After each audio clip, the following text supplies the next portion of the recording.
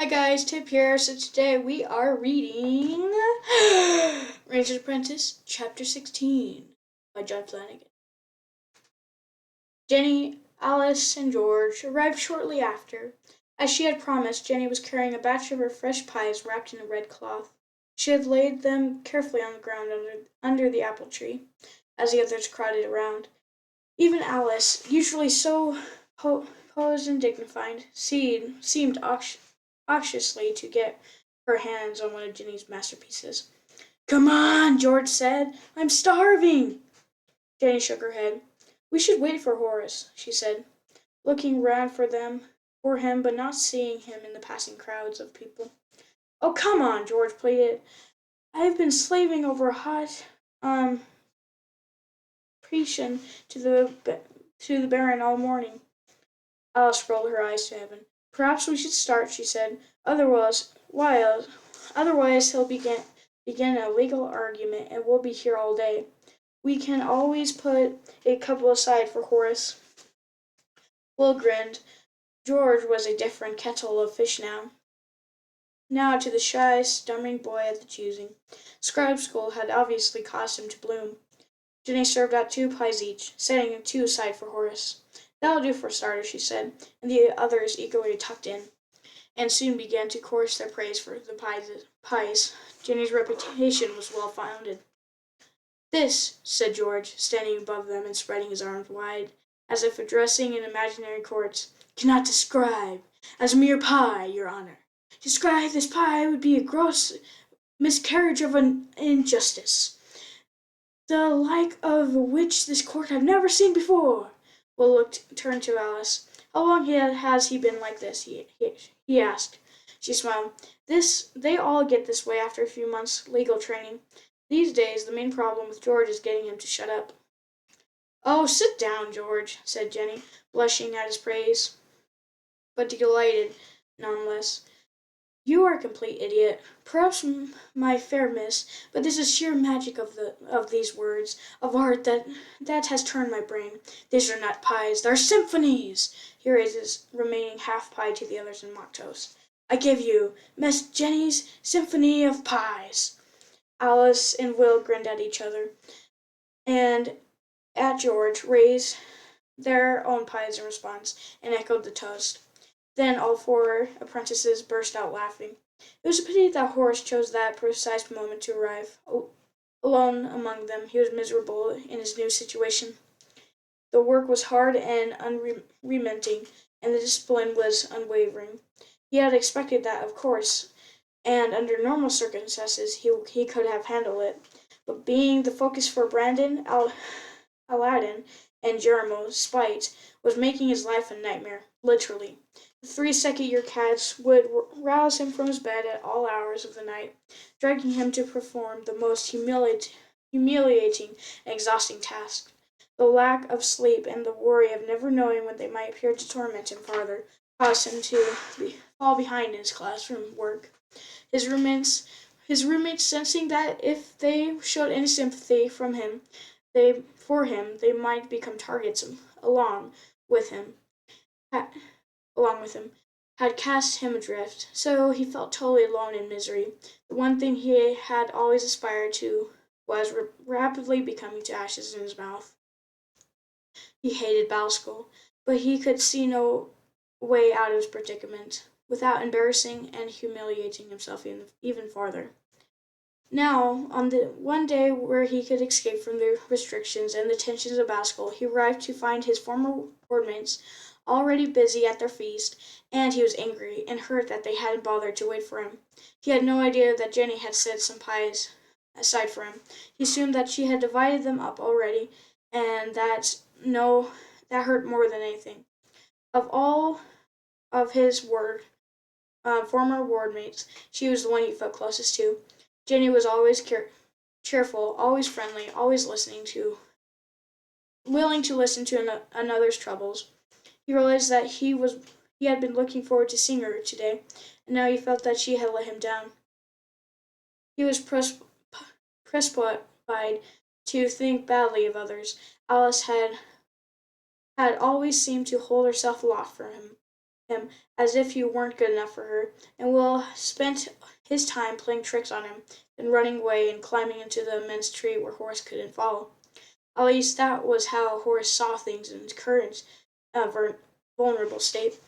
He confidently fought the times he had cuffed Will over the ear or held him in a headlock until the smaller boy was forced to cry, yield. All for George, Horace had never taken much notice of him. The thin boy was studious and devoted to his books, and Horace had always considered him as a pallid, uninteresting person. Now here he was performing for them while they laughed and ate the pies left him nothing for him, and suddenly he hated them all. Well, this is very nice, isn't it? He said bitterly, and they turned to him, the laughter dying on their faces. As was inevitable, Jenny was the first one to recover. Horace, you're here at last, she said. She started towards him, but the cold look on his face stopped her. At last, he said. I'm only a few minutes late, and suddenly I'm here at last. And just too late because you've already picked out on all the pies, which was hardly fair to poor Jenny. Like most cooks, once she had prepared a meal, she had little interest in eating it. Her real pleasure lay in watching others enjoy the results of her work and listening to their praise. Constantly, she hadn't had any of her. Consequently, she hadn't had any of her pies. She turned back now to the two that she covered in a napkin to keep for him. No, no, she said quickly. There are still some left. Look. But Horace's pent-up anger prevented him from acting or speaking rationally. Well, he said in a very harsh sarcasm, maybe I ought to come back later and give you time to finish them as well. Horace! Tears sprang to Jenny's eyes. She had no idea what was wrong with Horace. All she knew was that her plans for a pleasant reunion with her old ward mates was falling into ruins. George stepped forward now, peering curiously at Horace. The tall, thin boy cook, um, turned his head to one side to study the apprentice warrior more closely, as if he were an exhibit or a piece of evidence in law courts. There's no call to be so unpleasant, he said reasonably. But reason wasn't what Horace wanted to hear. He shoved the other boy aside angrily. Get away from me, he said, and mind how you talk to a warrior. You're not a warrior yet, Will told him scornfully. You're still only an apprentice like the rest of us. Jenny made a small gesture with her hands, urging Will to drop the matter. Horace, who, in act of helping himself to the remaining pies, looked up slowly. He measured Will up and down for a second or two. Oh, he said, I see the apprentice spy is with us today. He looked to the others to see if they were laughing at his wits. They weren't, and it only served to make him more unpleasant. I suppose Holt is teaching you to slink around spying on everyone, is he? Horace stepped forward without waiting for an answer and fingered Will's mountain cloak sarcastically. What's this? Do you have enough dye to make it all one color? It's a ranger's cloak, Will said quietly, holding down the anger that was building up inside of him. Horace smiled scornfully, cramming half of one of the pies into his mouth and spraying crumbs as he did so. Don't be so unpleasant, George said, and Horace rounded on the apprentice scribe, his face red. Watch your tongue, boy, he snapped. You're talking to a warrior, you know. An apprentice warrior, Will repeated firmly, laying stress on the word apprentice. Horace went redder, and he looked angrily between the two of them. Will tensed himself, sensing that the bigger boy was about to launch an attack. But there was something in Will's eyes and his ready stance that made Horace think twice about it. He had never seen that look of defiance before. In the past, if he threatened Will, he had always seen fear. This new-found confidence unsettled him a little. Instead, he turned back to George and gave him a heavy shove in the chest. How's that for unpleasant? He said, as the tall, thin boy staggered back. George's arms windmilled as he tried to save himself from falling. Accidentally, he struck Tug a glancing blow on the side. The little pony, grazing peacefully, reared silently back against his bridle. Steady, Tug, Will said, and Tug quieted immediately. But now Horace had noticed him for the first time. He stepped forward and looked more closely at the shaggy pony. "What's this?" he said in mock disbelief. "Has someone brought a big ugly dog to the party?" Will clenched his fist. "He's my horse," he said quietly. He could put up with Horace sneering at him, but he wasn't going to stand by and see his horse insulted. Horace let out a braying laugh. "A horse," he said. "That's not a horse. It's a battle school. In battle school we ride real horses, not shaggy dogs. Looks like he needs a good bath to me too." He wrinkled his nose and pretended to sniff closer to Tug. The pony glanced sideways at Will. "Who is this unpleasant cod?" his eyes seemed to say. Then Will, carefully hiding the wicked grin that was trying to show in his face, said casually, "He's a ranger's horse. Only a ranger can ride him." Horace laughed again. "My grandmother could ride this shaggy dog." "Maybe she could," said Will, "but I bet you can't." Before he finished the challenge, Horace was untying the bridle. Tug looked at Will and the boy and could have sworn the horse nodded slightly.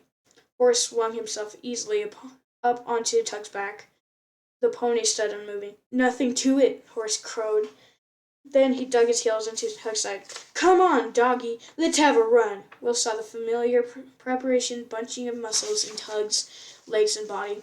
Then the pony sprang into the air on off all 4 feet, twisted violently, coming down on all 4 legs and shot his hindquarters high into the air. Horace flew like a bird for several seconds, then crashed flat on his back into the dust. George and Alice looked on in delighted disbelief as the bully lay there for a second or two, stunned and winded. Jenny went to step forward to see if he was all right, then her mouth set in a determined line and she stopped. Horace had asked for it, she thought.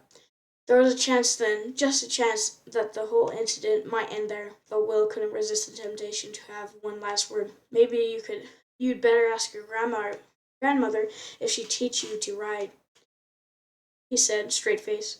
George and Alice managed to hide their smiles, but unfortunately it was Jenny who couldn't stop the small giggle that escaped her. In an instant, Horace scrambled to his feet, his face dark with rage. He looked around, saw a fallen branch from the apple tree, and grabbed it, brandishing it over his head as he rushed at Tug.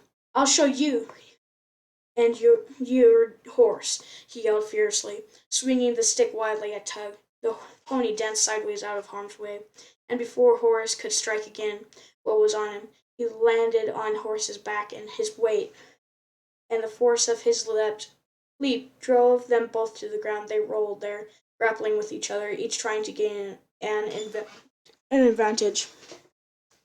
Tug, alarmed to see his master in danger, whined nervously and reared.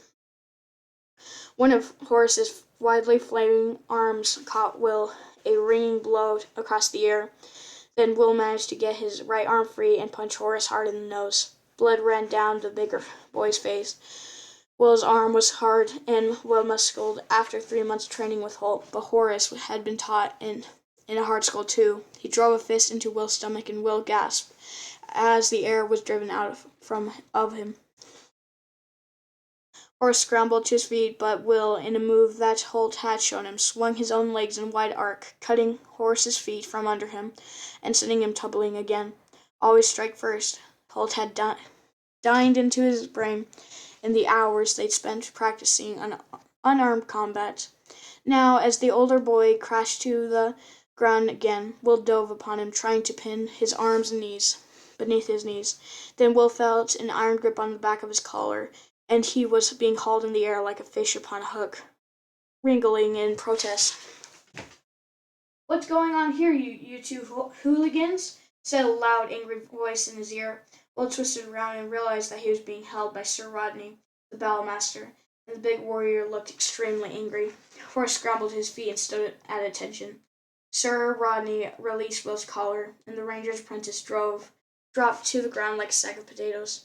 Then he too stood to attention. "2 apprentices," said Sir Rodney angrily, "rowing like hooligans and spoiling the holiday. And to make things worse, one of them is my own apprentice." Will and Horace shuffled their feet, eyes down, unable to meet the master's fierce gaze. "All right, Horace, what is going on here?" Horace shuffled his feet again and went red, and he didn't answer. Sir Rodney looked at Will. "All right, You, the ranger boy, what's this all about? Will hesitated. Just a fight, sir, he mumbled. I can see that, the battlemaster shouted. I'm not an idiot, you know. He paused for a moment, waiting to see if either boy had anything further to add. They were both silent. Sir Rodney sighed in expiration. Boys, if they weren't getting under your feet, they were fighting. And if they weren't fighting, they were stealing or breaking something. All right, he said finally. The fight's over. Now shake hands and be done with it. He paused. And as neither boy made a move to shake hands, roared in a parade ground voice, Get on with it! Galvanized into action, Will and Horace reluctantly shook hands, but as Will looked into Horace's eyes, he saw the matter was far from settled. We'll finish this later. We'll finish this another time, the angry look in Horace's eyes said. Any time you like, the Apprentice Ranger's eyes replied. Well, guys, that's chapter 16 of Ranger's Apprentice. I hope you guys enjoyed, and if you want to hear more Ranger's Apprentice, subscribe and like the video, and I'll see you in chapter 17. Bye, guys. Have a good rest of the day. Tip out.